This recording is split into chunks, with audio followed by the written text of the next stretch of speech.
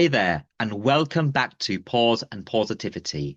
I'm Jamie Watkinson-Harvey, your certified dog trainer and host of this podcast.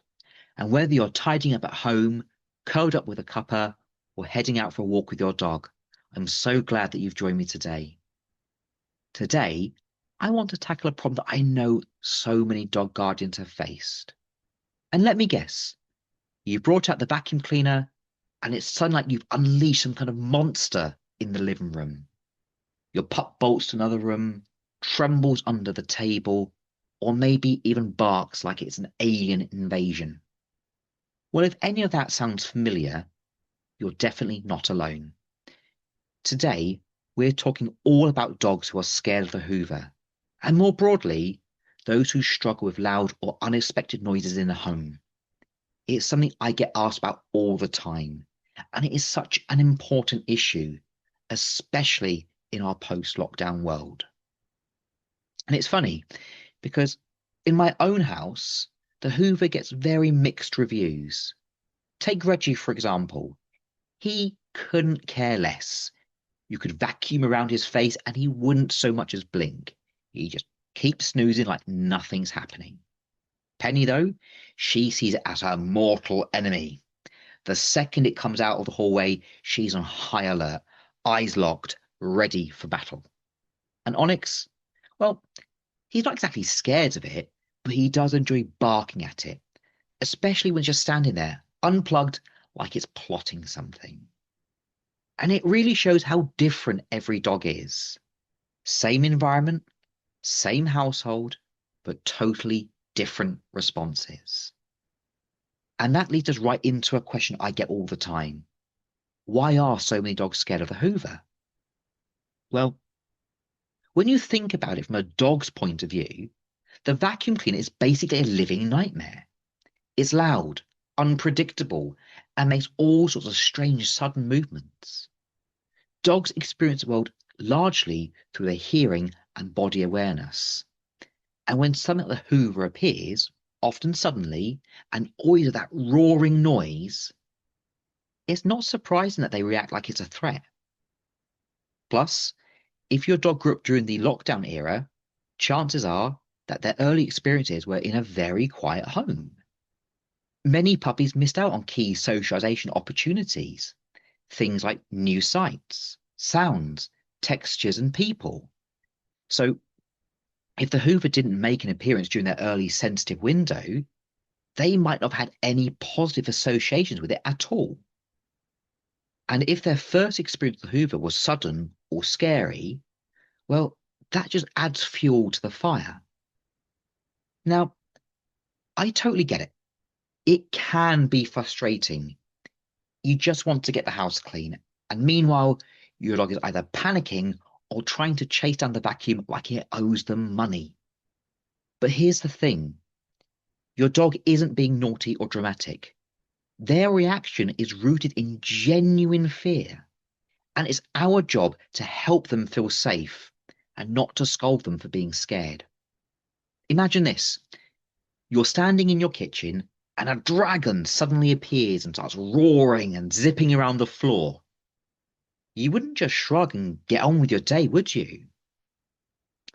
For some dogs, that's exactly what the Hoover feels like. So instead of trying to suppress the fear, let's think about how we can gently support them through it. And that's where kind desensitization comes in.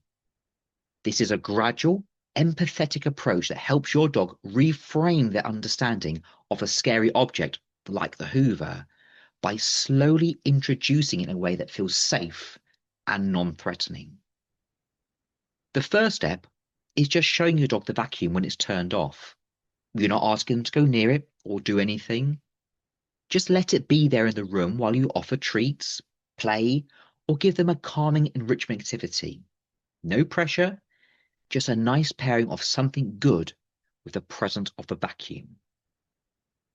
And if your dog is comfortable with that, you might then gently move the Hoover a little, still keeping it off, and again, follow that movement of something positive.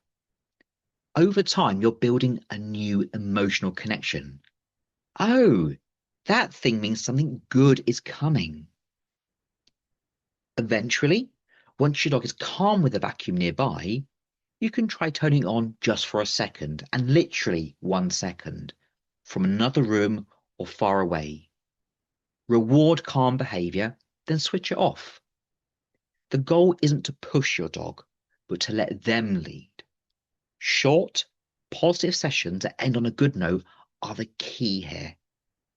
Oh, and definitely don't be trying this for the first time on your big house cleaning day. Set aside separate training time when you're relaxed and not in a rush. Hoover desensitization isn't part of the chores, it's its own thing. Now, while you're working on building your dog's confidence, you want a plan in place when you do need to vacuum, and that's totally okay. Supporting your dog's current needs while helping them build new ones isn't giving in, it's being kind and practical. Maybe you set them up in another room with a stuffed Kong or a tasty licky mat. You could pop on some calming music or white noise to help muffle the sound. If your dog feels safest in the crate or behind a baby gate, well, that's fine too. The key is helping them feel secure and giving them a way to opt out if they need to. And for those dogs who do bark at the vacuum, like Onyx in his ongoing war with the upright Hoover, I often recommend using a simple cue like, thank you, or that's enough, after a bark or two. Then reward them for settling or redirecting to another activity. It's a more productive approach than just trying to shout over the barking, and it helps reinforce calmer behaviours in the long run. Something else I love using in these situations is a safety signal. This is a specific cue or action, like laying down a certain blanket or using a particular word that tells your dog, you're safe, nothing scary is going to happen right now. You'd use this when the Hoover is present but not being turned on, and you pair it with treats or calm time. Over time, that signal becomes a reassurance. It lets your dog know when it's okay to relax. It's such a powerful way to build trust, and it can also really change how a dog feels about the whole process. And here's something I really want to emphasize. Every dog is different. Just like Reggie, Penny, and Onyx all react to the Hoover in their own way. Your dog's response will be totally unique. And that's not a reflection of how good or bad they are. It's just who they are. What matters most is that we listen, we observe, and that we respond with kindness instead of frustration. Fear isn't something to punish. It's something to support. So if you've got a dog who hides at the sound of the vacuum or barks like they're defending the castle, take a deep breath and remind yourself that you're doing your best, and so are they. With patience, gentle training, and a lot of empathy, you can help your dog feel safe again in their own home. And that's it for today's episode of Paws and Pawsitivity. I hope this gave you some practical steps to help with your noise-sensitive pup feel a little more secure at home. And whether you're starting out a desensitization plan, creating a safe retreat, or just learning to see the world from your dog's point of view, you're doing something amazing. Thank you so much for joining me today. If this episode was helpful, I would love it if you could give the podcast a positive rating, share it with a friend, and subscribe so that you don't miss future episodes.